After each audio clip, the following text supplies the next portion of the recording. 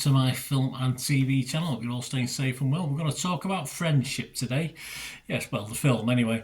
100 minutes, an R rating in the US. I have no idea why, unless it's the word orgasm is used. I have no idea why this is an R rating.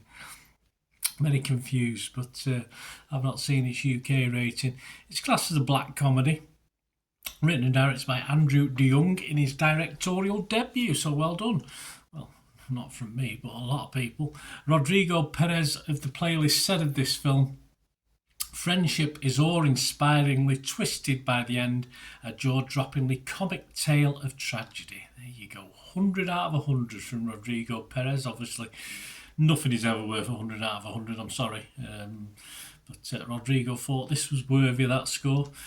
G. Alan Johnson of the San Francisco Chronicle, he thought a little bit opposite. He thought male loneliness and insecurity is a thing that is a subject of much discussion in the media.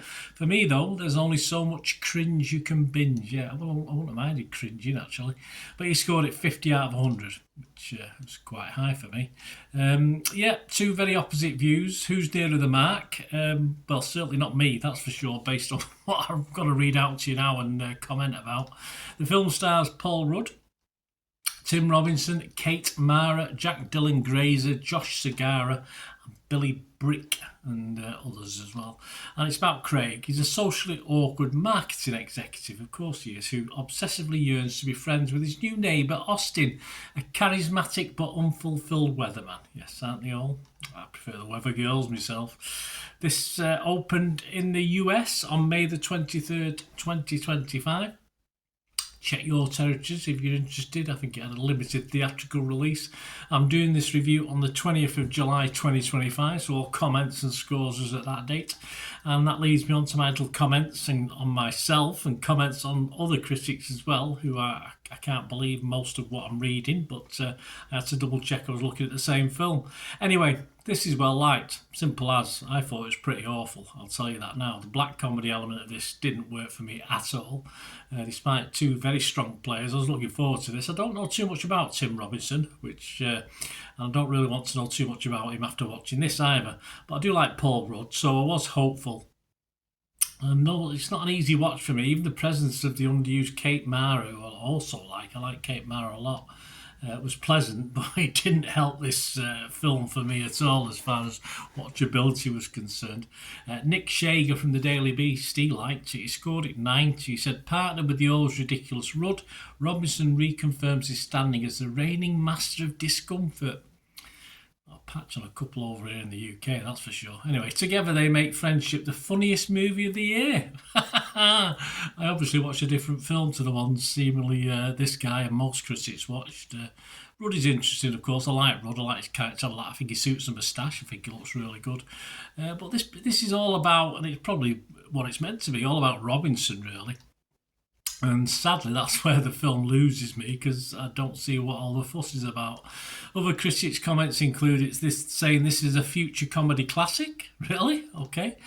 Friendship is a delightful, vulnerable, agonising film.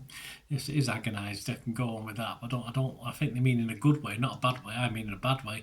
Delivers some of the year's biggest laughs. Did it? Let me know. Perhaps it's an American thing, but obviously that's not right, because even some British critics are quite nice about it.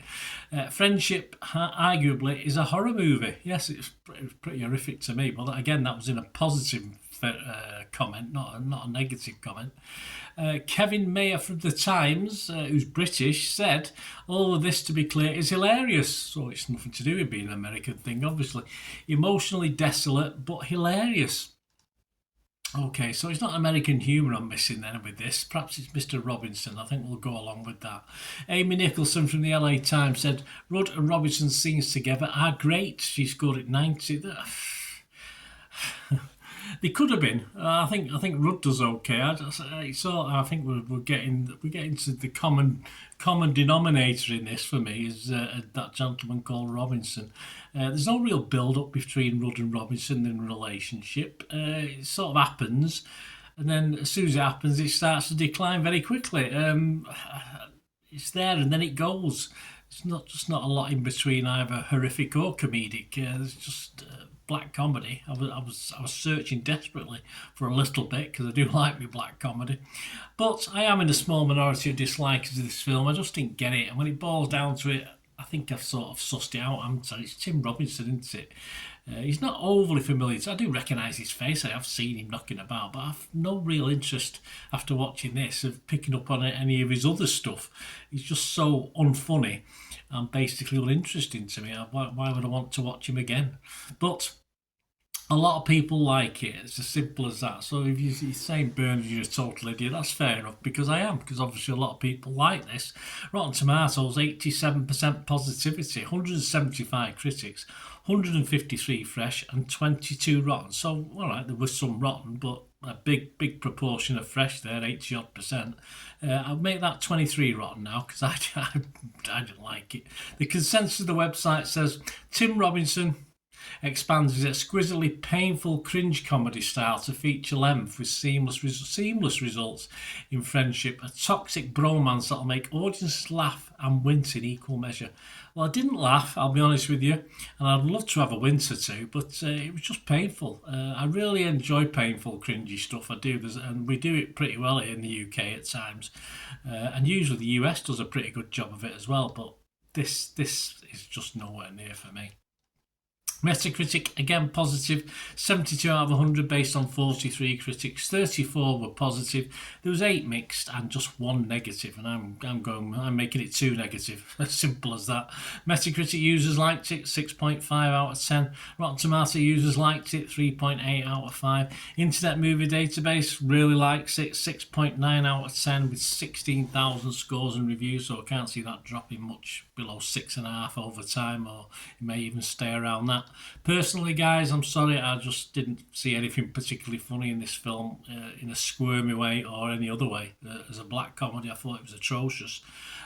If you look at my Twitter or Facebook, you'll see the score I give this, but if it gets less than a 5, I don't give it a score, and this is well below a 5 for me, so I just didn't get it. Tim Robinson, I'm sorry, mate. I just don't get Tim Robinson. I think that's the problem with this. Perhaps if Rudd had a few scenes without Tim Robinson, it might have been a bit funnier, but I don't know. Anyway, not good. Sorry for being so negative, guys. That's my thoughts on it. Let me know your thoughts. I say it'd be a very boring world if you all like the same stuff, wouldn't it? So I'm not going to worry about it. It's just one of those things.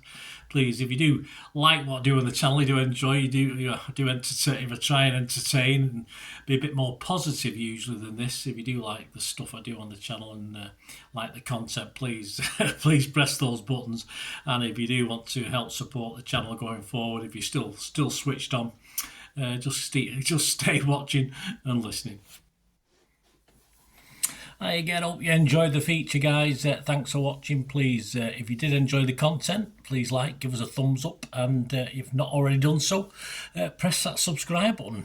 If you're not already subscribed, that'd be wonderful. It's free to subscribe, absolutely free.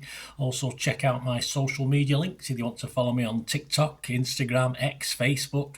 They'll all be in the description below. And my special thanks to supporters of the channel, yes, Piat6505, who have an eBay shop selling film and TV memorabilia, including posters, books, magazines. There'll be a link again in the comments section.